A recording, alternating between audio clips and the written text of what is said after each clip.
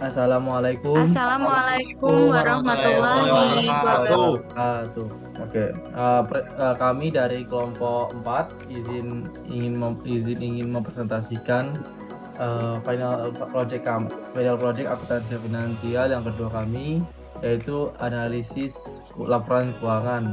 Sebelumnya, perkenalkan saya Muhammad Al-Fatih Mubarok, bisa dipanggil Fatih dengan NRP 017.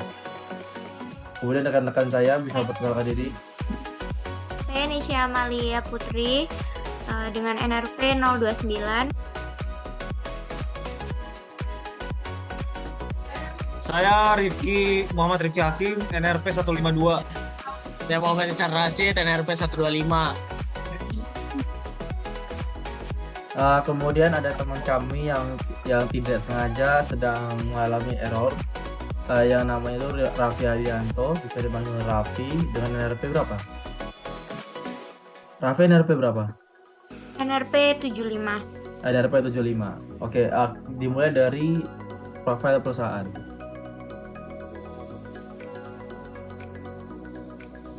Oh, konten. Tidak.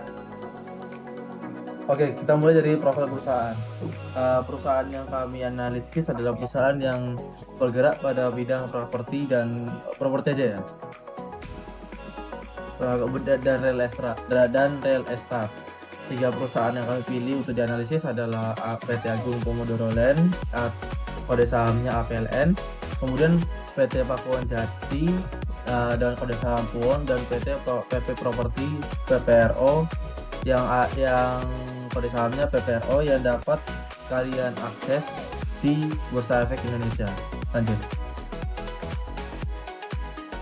Oke, profil singkat tentang Agung Pomodoro Land. Agung Pomodoro Land atau bisa disingkat APLN sesuai kode sahamnya, adalah perusahaan yang bergerak pada properti dan real estate, termasuk akuisisi lahan, pengembangan dan penjualan tanah, baik lahan untuk perumahan atau lahan untuk industri. Perusahaan ini juga sudah mulai beroperasi secara komersial pada tahun 2004. Kemudian visi misinya bisa dilihat dari PPT yang kami perkenalkan. Kemudian lanjut.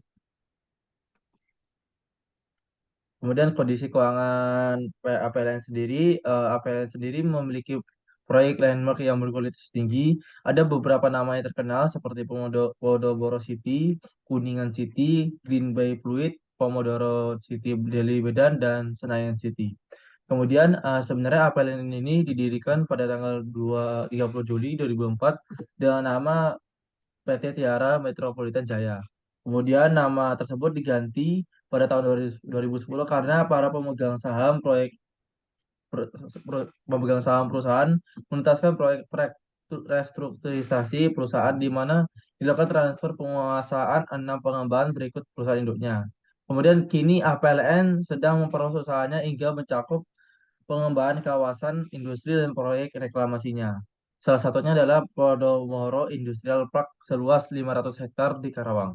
Kemudian APLN sendiri sudah menerbitkan laporan keuangannya dari periode tahun 2020 sampai 2022, yang dimana bisa kalian akses sendiri di IDX. Kemudian sejak tahun 2002 lalu, saham APLN terus kian menurun dengan presentasi 21%, dari angka 161 menjadi 128 per lembar sahamnya. Kemudian berdasarkan laporan keuangan tahun 2022, APLN mendapatkan kenaikan keuntungan yang besar. Selisih keuntungan 2022 dengan 2021 adalah 2 2.751.100 miliar, lebih besar dibandingkan selisih keuntungan dari tahun 2021 sampai 2021 dan 2020. Selisih keuntungan 2021-2020 sendiri adalah sebesar 761 miliar 100 juta. Kemudian lanjut. Oke, kemudian perusahaannya yang kami analisis kedua adalah PT Pakuan Jati Tbk, atau bisa disingkat dengan kode sahamnya yaitu PUON. Eh, se- se- Hal yang singkat tentang PUON sendiri, PUON berdiri pada tahun 1982 dan terdaftar di Bursa Efek Jakarta dan Surabaya sejak tahun 1988. Pakuan Jati sendiri fokus pada pengembangan real estate ternama dengan fokus lokasi di Surabaya, Jakarta, Bekasi, Yogyakarta, Solo, Bali, dan lain sebagainya. Kemudian portofolio perusahaan di berbagai sektor utama, properti seperti retail, perumahan, komersial, dan perhotelan. Visi misi yang dibawakan Pakuan Jati cukup unik. Seperti visinya itu adalah Together We Grow, yang dimana maksudnya itu mereka itu bekerja untuk tujuan yang sama. Kemudian misi itu adalah mereka pengen menjadi pengembang pusat perbelanjaan retail non sastra yang terdepan di Indonesia. Kemudian menjadi tempat kerja dan lain sebagainya. Kemudian kondisi keuangan saat ini. Saat ini perusahaan pun sedang menerbitkan laporan keuangannya dari tahun 2020 sampai tahun 2022. Pada tahun 25 Agustus 2023, PT Pakuan Jati sangat beruntung dapat mendapatkan penghargaan Best Practice Award dari acara ASEAN Energy Awards 2023. PT Pakuan Jati berkembang dari pengembangan Pakuan Group yang didirikan pada tahun 1942. Berdasarkan laporan keuangan tahun 2022, Puan mencatat laba sebesar 1.831.130.001. Ini lebih banyak dibandingkan tahun sebelumnya, yaitu kisaran 1.579 sekian di tahun 2021-nya. Kemudian lanjut. Oke, perusahaan yang akan kita analisis terakhir itu adalah PT PP Property Tbk, atau sebutnya PP kalau orang bilang. Itu didirikan pada tanggal 12 Desember 2013. Proyek-proyek yang dikembangkan PT PPRO ini sendiri ada seperti Grand Sukona Lagoon, Grand Kamala Lagoon, dan Grand Dharma Husada Lagoon, dan lain sebagainya. Kemudian visi misinya kalian bisa cek di slide PPT yang sudah kami tampilkan. Kemudian lanjut.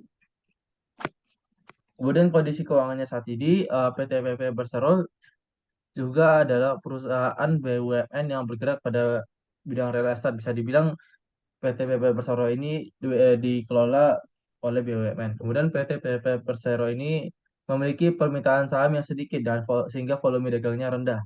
Jajaran manajemen karya dan karyawan PP Property memiliki komitmen untuk meningkatkan taraf hidup masyarakat sebagai perwujudan dari tanggung jawab soal sosial perusahaan-perusahaan. Saat ini berdasarkan laporan keuangan kuartal 3 tahun 2023, PT PPRO mencatat kerugian sebesar 153.840 miliar. Hal ini yang juga menyebabkan PPRO suka agak kurang menarik investor dari luar. Oke, lanjut. Kemudian Lalu, lanjut. oke, nyala. Oke.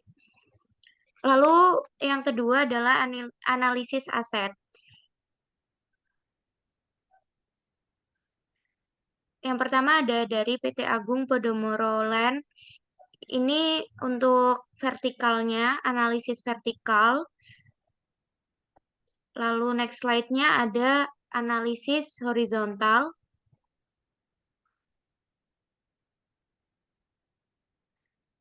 Lalu dengan hasil didapatkan analisis aset vertikal selama 3 tahun PT Agung Podomoro Land Tbk APLN mencatat perubahan yang stabil di aset lancar.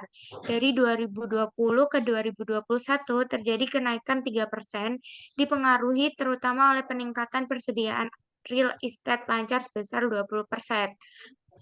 Next. Lalu ada PT PP Property Tbk dengan analisis vertikal dan horizontal sebagai berikut. Berdasarkan hasil analisis vertikal selama 3 tahun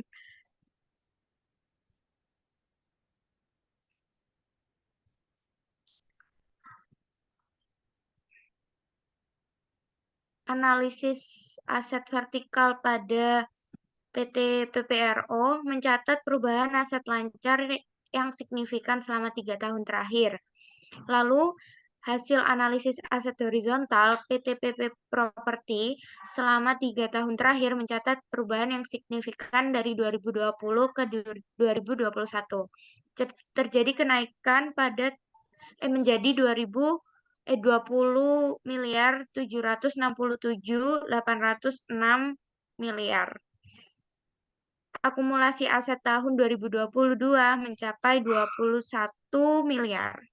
Next.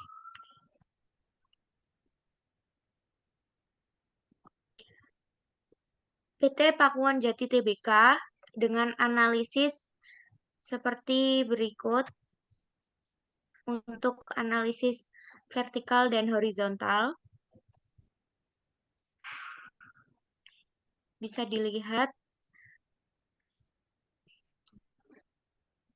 Lalu dihasilkan analisis aset vertikal PT Pakuwon mencatat perubahan aset lancar yang signifikan selama 3 tahun terakhir. Pada tahun 2021 mengalami peningkatan sebesar 2.570.808 didorong oleh kas dan setara kas yang meningkat sangat tinggi. Lalu pada hasil analisis aset horizontal, pada tahun 2021 mengalami kenaikan yang cukup tinggi sebesar 2.287.919. Lalu next.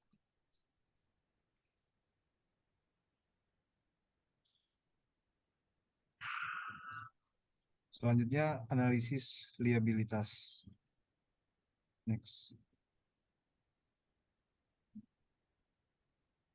Untuk PT Agung Podomoro atau APLN. Next. Ini analisis liabilitas horizontal untuk APLN. Selanjutnya.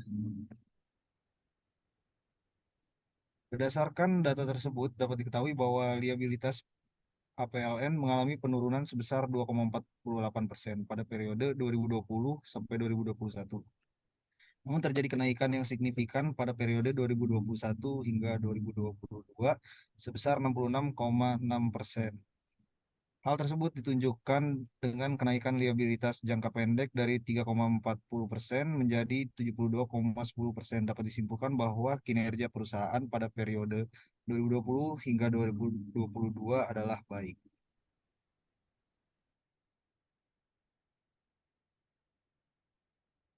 Selanjutnya ini analisis liabilitas vertikal untuk APLN.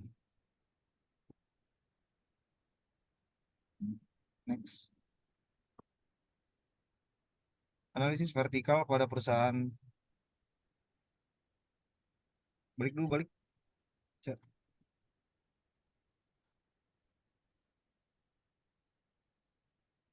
Analisis vertikal pada perusahaan PT Agung Podomoro. Pada tahun 2022, liabilitas jangka panjang menurun tidak terlalu besar dengan menyumbang sebesar 31,17%. Sekaligus sebagai penyumbang terbesar liabilitas. Sumbangan liabilitas jangka panjang terbesar berasal dari kewajiban atas utang panjang.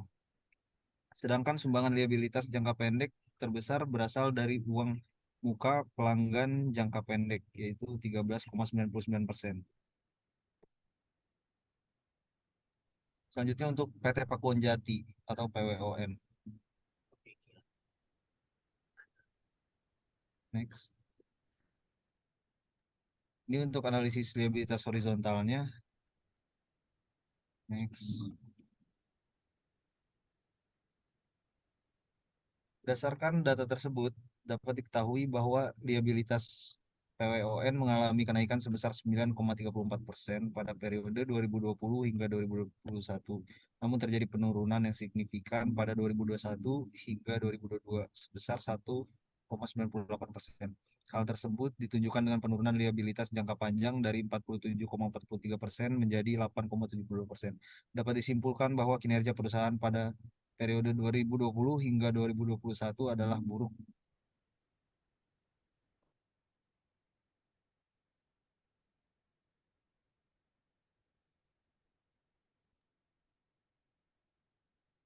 Ini next. Selanjutnya ini analisis liabilitas vertikal untuk PWON. Analisis vertikal pada perusahaan PWN pada tahun 2020 menunjukkan persentase konstan di mana pada tahun 2021 terdapat kenaikan 100%, yang mana liabilitas jangka pendek 31,16% dan liabilitas jangka panjang 68,84%. Dan yang terakhir untuk PT Properti.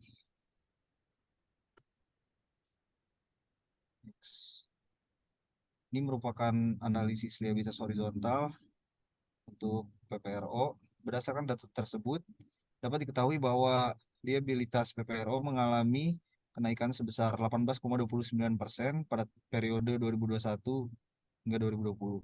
Namun terjadi penurunan yang signifikan pada periode 2022 hingga 2021 sebesar 3,20%. Hal tersebut ditunjukkan dengan penurunan liabilitas jangka pendek dari 25,42% menjadi minus 0,97%. Dapat disimpulkan bahwa kinerja perusahaan pada periode 2020 hingga 2021 adalah buruk. Next. Yang terakhir ini merupakan analisis liabilitas vertikal untuk PPRO. Analisis vertikal liabilitas untuk PPRO mengalami fluktuatif dengan liabilitas jangka pendek pada tahun 2020 menunjukkan persentase 46,12%. Untuk tahun 2021, 99,68% dan di tahun 2022 mengalami penurunan menjadi 60,65%. Tetapi jumlah liabilitas dari ketiga tahun tersebut tetap konstan 100%.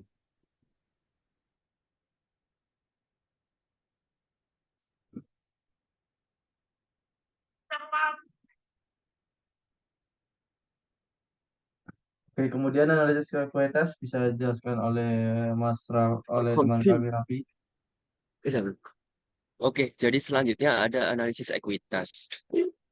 Next slide.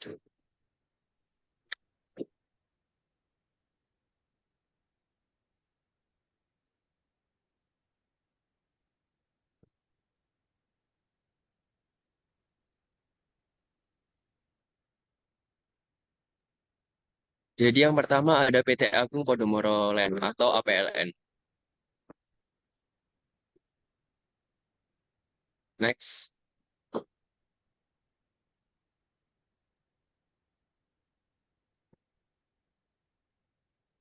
Jadi berdasarkan tabel di atas dapat diketahui bahwa pada tahun 2022 itu ekuitas perusahaan mengalami penurunan sebesar 9% dari periode 2020 sampai 2021. Nah, tapi itu perusahaan mampu meningkatkan ekuitas dengan melesat pada periode 2021 sampai 2022 sebesar 23%. Nah, dapat ditarik kesimpulan bahwa kinerja perusahaan pada periode 2021 sampai 2022 adalah sangat baik. Next slide.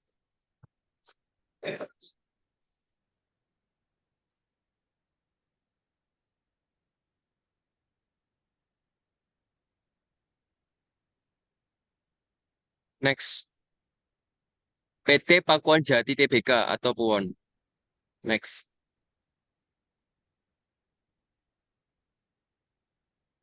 Jadi berdasarkan tabel di atas dapat diketahui bahwa 2020 berdasarkan data tersebut dapat diketahui bahwa PT Pakuan Jati ini mengalami penurunan sebesar 2% di tahun 2021-2020. Nah, tapi sayangnya perusahaan itu terjadi penurunan ekuitas lagi pada 2022-2021 yaitu sebesar 5%. Nah, dapat ditarik kesimpulan ini bahwa perusahaan ini dalam periode 2021 sampai 2022 ini sangat buruk. Next. Yang terakhir PT PP Properti Tbk atau PPRO. Nah, berdasarkan tabel di atas ini dapat diketahui bahwa pada tahun 2022 ini mengalami penurunan yang sangat drastis. Nah, perusahaan ini mencapai sekitar di mana jumlah ekuitas itu lebih rendah dibandingkan 2020 sampai 2021. Nah, sedangkan pada tahun 2021 ini diperoleh ekuitas paling tinggi sebesar lebih tinggi daripada tahun 2020. Next.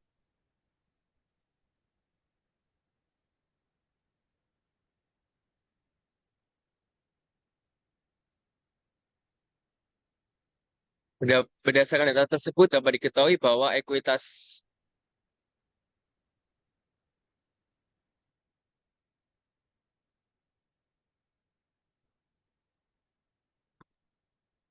akan tetapi ya sayangnya perusahaan terjadi penurunan ekuitas lagi pada periode 2022 sampai 2021 sebesar 5%. Terima kasih. Next slide, lanjut.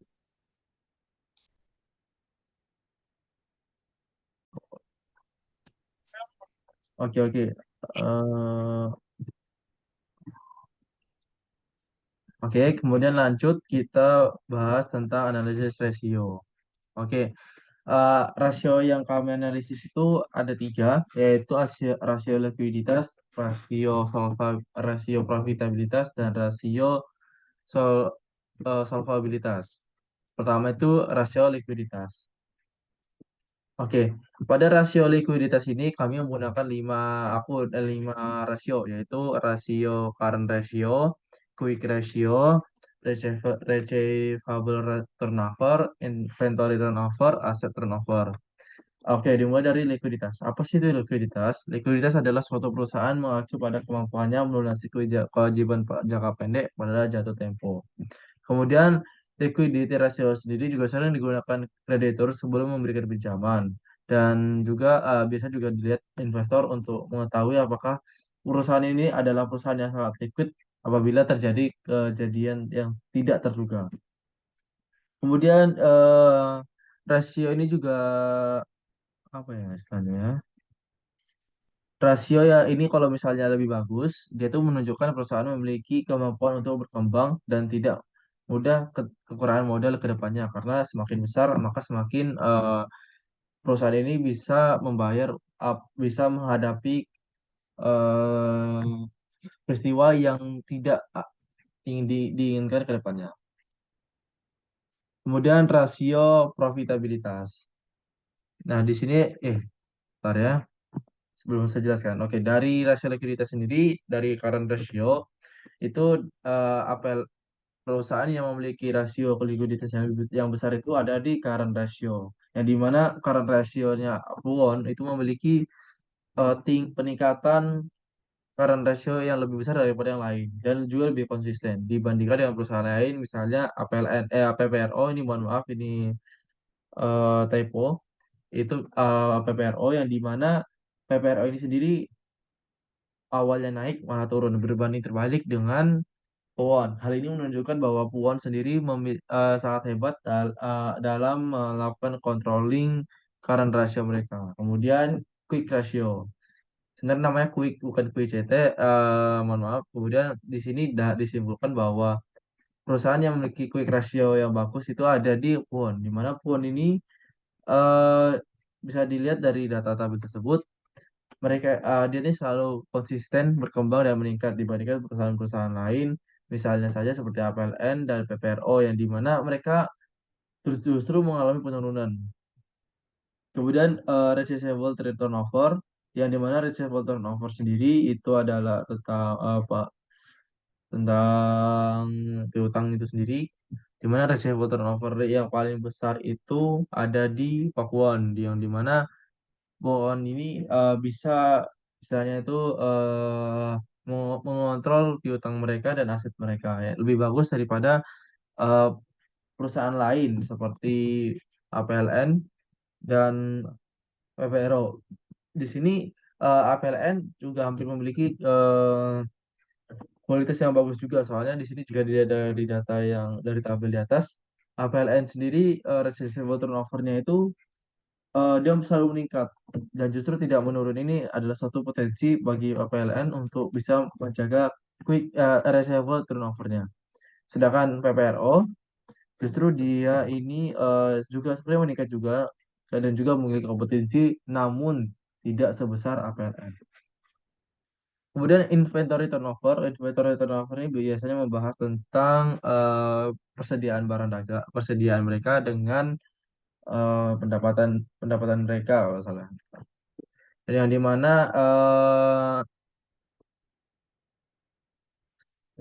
inventory turnover yang bagus itu ada di sebentar ya.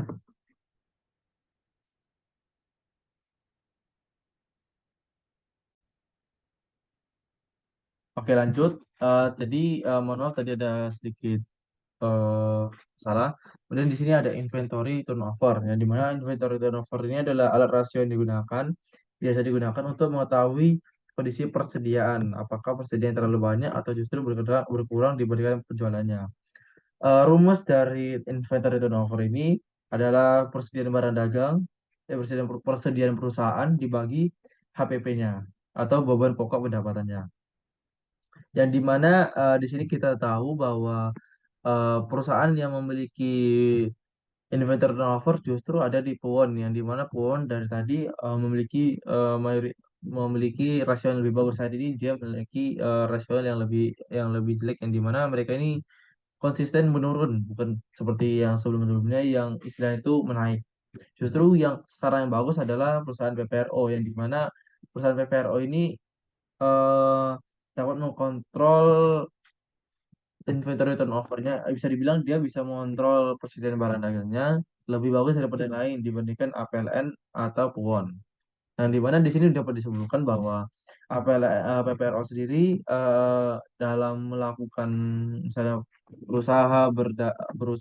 melakukan bisnisnya mereka, mereka ini eh, tidak banyak terasa beban pokok pendapatannya, justru malah terasa persediaannya. Dan kemudian ada aset turnover. Aset turnover sendiri adalah alat rasio yang biasanya buat ukur kemampuan aset perusahaan dalam menghasilkan penjualan. Nah, di mana bisa kita tahu sendiri bahwa aset turnover itu memiliki rumus aset bagi pendapatan. Nah, di sini dapat kita tahu bahwa perusahaan yang dengan aset turnover terbesar itu ada di APLN, yang dimana setiap dari tahun 2020 sampai 2002, setiap lebih dari 0,10 aset mereka itu bisa menghasilkan pendapatan.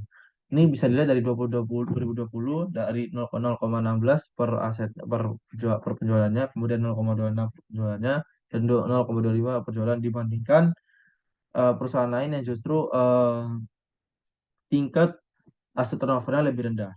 Kemudian lanjut di rasio profitabilitas. Oke, di sini pada rasio profitabilitas kami menggunakan 4 rasio. Ada itu profit margin, return on asset, return on equity, dan earning per share. Kemudian apa sih gunanya profitability ratio ini?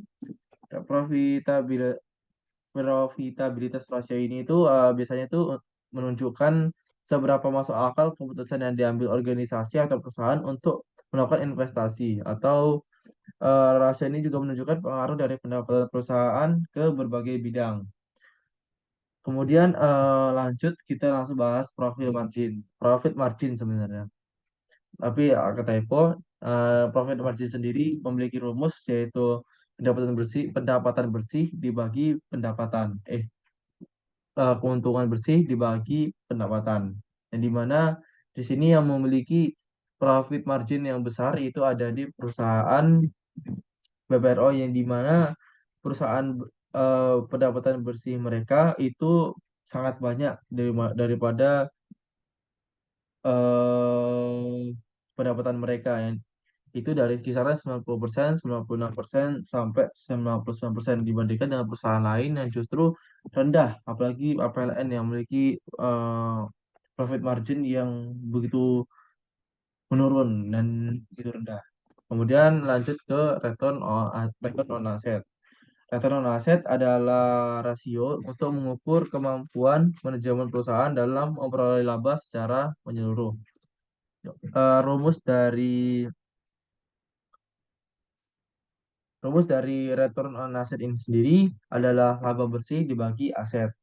Nah, artinya setiap misalnya satu ROA itu sama dengan satu laba bersih mereka itu berpengaruh pada satu aset. Kemudian di sini dari data yang ada ditemukan bahwa APLN memiliki ROA yang lebih besar daripada perusahaan lain. Bahkan selama 3 tahun mereka lebih besar daripada 3 tahun di perusahaan lain seperti Powon dan PPRO, yang justru memiliki tingkat return on asset yang lebih rendah. Dan di sini kita dapat simpulkan bahwa APLN sendiri adalah perusahaan yang dapat mendapatkan laba bersih dari per aset mereka. Kemudian lanjut ke return of equity. Nah, Return on equity adalah rasio untuk mengukur kemampuan perusahaan dalam menggunakan modal untuk menghasilkan laba bersih mereka. Berdasarkan jurnal yang saya dapatkan dari Martono dan Hartijo, return of equity yang bagus itu adalah di atas sekitar 12%. Dari data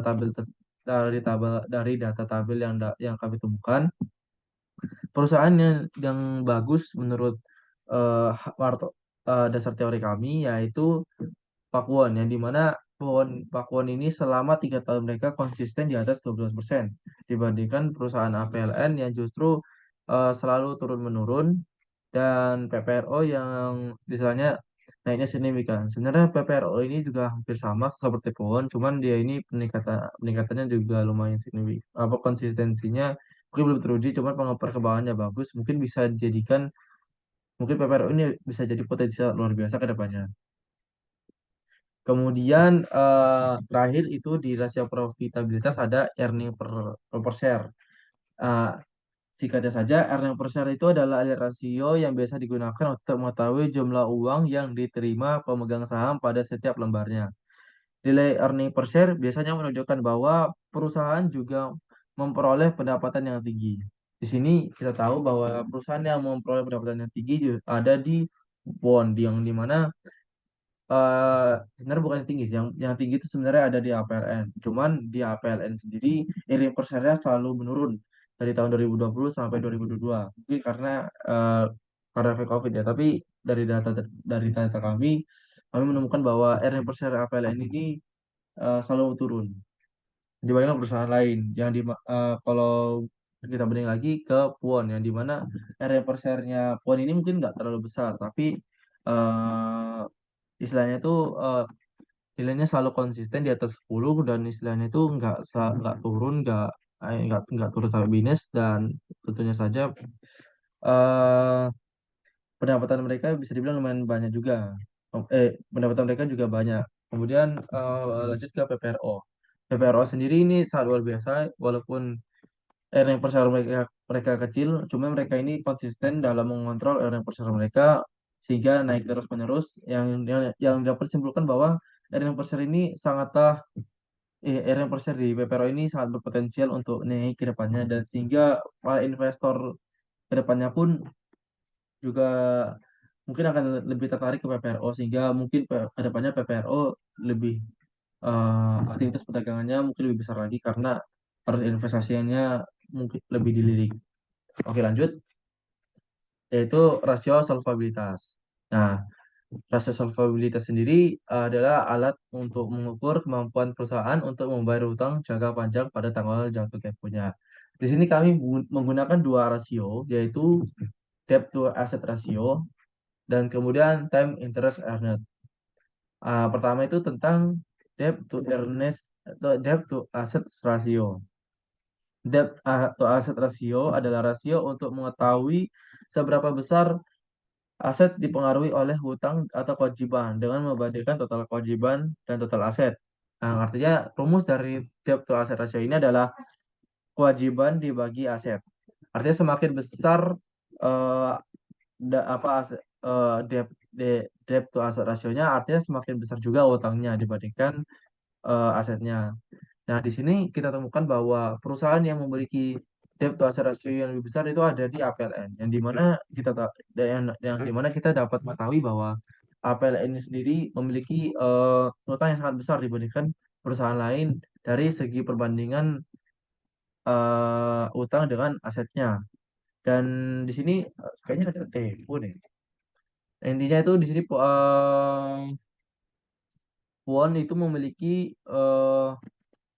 konsi, kon, Puan memiliki debt to asset ratio yang lebih konsisten dan lebih lebih berkembang. Sebenarnya PPRO. Bentar. Oke, lanjut. Di sini kami barusan dapat data yang aslinya. Di sini rupanya ya PPRO itu Record memiliki dulu, Ti.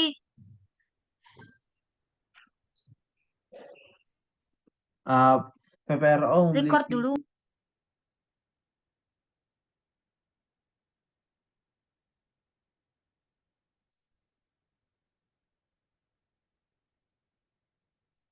Oke, oke. Nah, kemudian di sini PPRO juga oh, udah. PPRO justru memiliki debt to asset ratio yang lebih besar dibandingkan perusahaan lain. Diikuti dengan APLN yang menjadi debt to asset ratio yang lebih besar kedua, kemudian PPWON yang dimana di sini kita dapat ketahui bahwa PPRO eh, memiliki utang yang lebih banyak daripada aset dibandingkan asetnya dibandingkan perusahaan lain juga. Jika dilihat rasionya saja, rasio APPR ini selalu di atas 70% dibandingkan APLN yang di mana mereka masih dapat mengontrolnya masih di kisaran 60-50% dan Puan yang masih bisa mengontrol di kisaran 30%. Ini menunjukkan bahwa Puan juga PPRO memiliki utang yang lebih banyak, sedangkan Puan memiliki utang yang lebih sedikit dibandingkan asetnya. Kemudian lanjut di penutup. Akan dijelaskan oleh teman kami, Chang.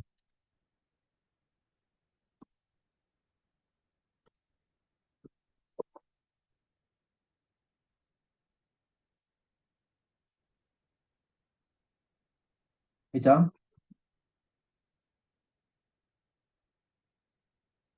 Halo, halo.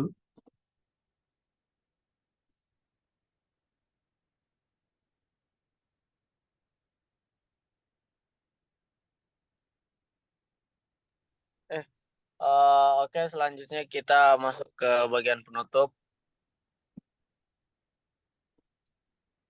Next. Jadi dari ada back. Jadi kesimpulan yang kita dapat yaitu PT Agung Podomoro Land atau APLN mengalami kenaikan aset dan liabilitas periode 2021-2022.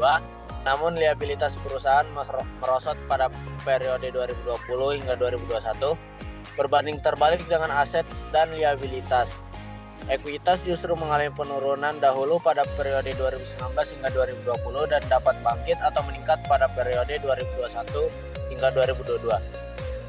Adapun untuk PT Pakuan Jati Tbk atau PON dalam 3 periode berjalan mengalami penurunan di setiap tahunnya. Akun aset, liabilitas, dan ekuitas saling turun beriringan. Hanya saja liabilitas perusahaan yang terus menunjukkan skala penurunan yang positif dari tahun ke tahun, di mana menunjukkan adanya penurunan terhadap kewajiban perusahaan. Selain itu, pada analisis rasio, perusahaan cenderung stabil pada rasio likuiditasnya. Adapun perusahaan terakhir yaitu PT PP Properti Tbk atau PPRO pada tahun 2020, 2021, dan 2022 mengalami fluktuatif pada akun aset, liabilitas, serta ekuitas dengan selisih yang berbeda-beda. Meskipun begitu, peningkatan pada nilai atau presentasi ketiga tahun itu sedikit membaik. Nilai yang paling besar terdapat pada akun aset dan liabilitas, sedangkan nilai rasio dari tahun 2019 hingga 2021, nilai dan presentasinya juga mengalami penurunan dan kenaikan yang lumayan jauh. Next. Nah, adapun untuk sarannya yaitu untuk perusahaan subindustri properti dan real estate, khususnya PT Agung Podomoro Land Tbk, PT Pakuan Jati Tbk, dan PT PP Properti Tbk, disarankan adanya manajemen aset perusahaan, melakukan inovasi produk dan riset, menjaga kepatuhan dan regulasi pegawai, serta perlu adanya tindakan lebih spesifik untuk membantu menstabilkan posisi keuangan perusahaan, ekspansi pasar, dan diversifikasi geografis sebagai langkah untuk pemasaran dan branding. Dan yang terakhir, melakukan efisiensi operasional dan manajemen biaya terhadap respon perubahan pasar dan teknologi. Oke. Nah, sekian. Oke, sekian dari kami. Mohon maaf misalnya apabila ada tutur kata yang kurang berkenan ataupun ya suatu hal yang mungkin kurang berkenan. Terima kasih sudah mendengarkan. Wassalamualaikum warahmatullahi wabarakatuh. Warahmatullahi wabarakatuh.